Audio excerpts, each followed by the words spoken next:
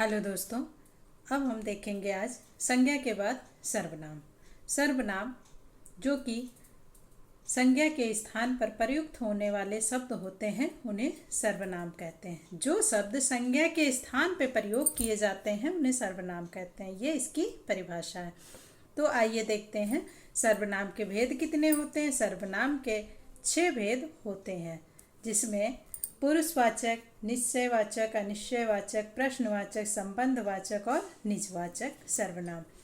तो सबसे पहले हम देखते हैं पुरुषवाचक। पुरुषवाचक को भी 3 भागों में विभाजित किया गया है, जिसमें पहले उत्तम पुरुष, मध्यम पुरुष, अन्य पुरुष। इसकी क्या पहचान है? उत्तम पुरुष में मैं, हम का प्रयोग होता है, मध्यम में तू, तुम का प्रयोग होता है, अन्य में आप, वह इत्यादि का प्रयोग किया जाता है। इसकी परिभाषा देखते हैं क्या है। पुरुषवाचक सर्वनाम। पुरुषवाचक सर्वनाम जिस सर्वनाम का प्रयोग वक्ता, लेखक स्वयं अपने लिए या श्रोता पाठक के लिए करता है वह पुरुषवाचक सर्वनाम कहलाता है।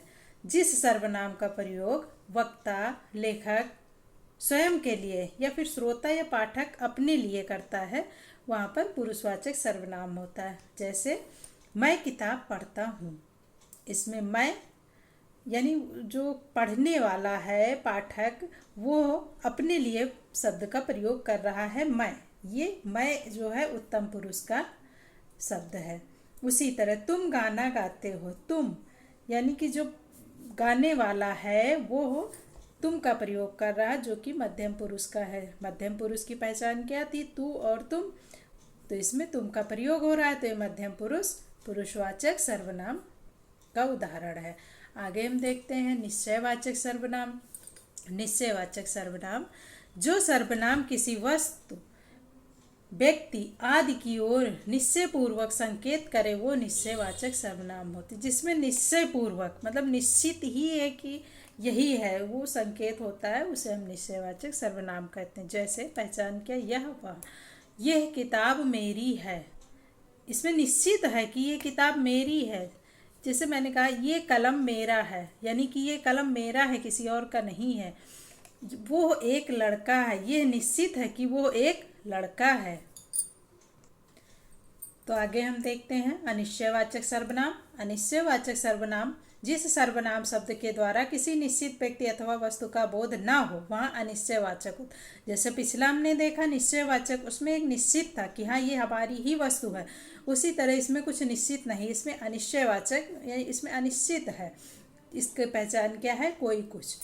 उदाहरण देखते हैं। कोई बाहर गया है। कौन बाहर गया ये पता नहीं है। कोई बाहर गया है, कोई पता नहीं कि कौन गया है, कौन आया है, क्या किया, किसका नाम कुछ भी नहीं पता है। कोई बाहर गया है बस। कोई आ रहा है, कौन आ रहा ये नहीं पता है। कुछ फल लेकर आओ।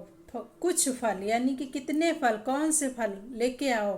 बस इसमें मतलब संशय रहता कि क्या है, कौन है, गया है, कौन आया है। इस तरह के उदाहरण से हम जानेंगे अनिश्चयवाचक। आगे हम देखते हैं प्रश्नवाचक। प्रश्नवाचक को जानने के बहुत ही आसान तरीका है।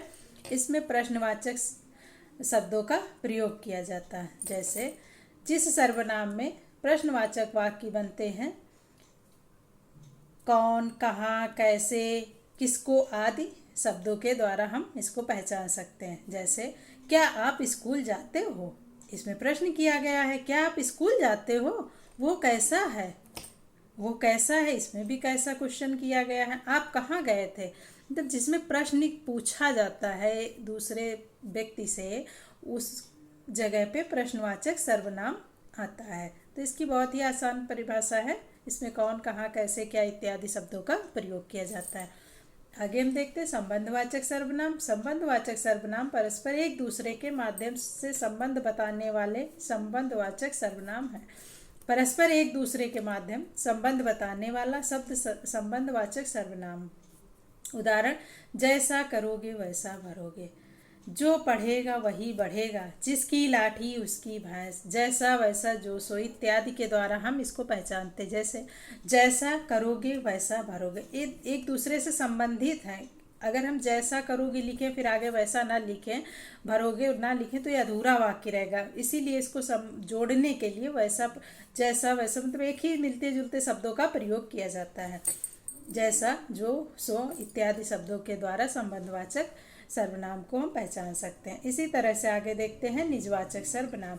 निजवाचक सर्वनाम जहाँ पर अपने लिए, आप, अपना, अपने, आप शब्द का प्रयोग होता वहाँ निजवाचक सर्वनाम होते हैं। जैसे अपने, स्वयं, खुद इसकी पहचान है।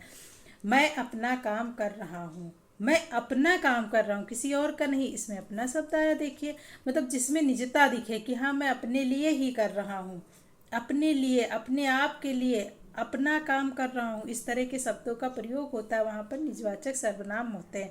वो अपने चाचा के घर गया, कौन अपने चाचा के घर गया? वो अपने चाचा, मतलब किसी और के घर नहीं, वो अपने चाचा के घर गया। इसमें निजता दिख रही है क्योंकि इसमें निजवाचक सर्वनाम है। इसकी पहचान यही, अपने, स्वयं, खुद के लिए शब्द प्रयोग किए जाते हैं। तो दोस्तों, आज का सेशन हमारा कैसा रहा? आप लोग हमारे चैनल को सब्सक्राइब करिए, लाइक करिए, शेयर करिए। धन्यवाद।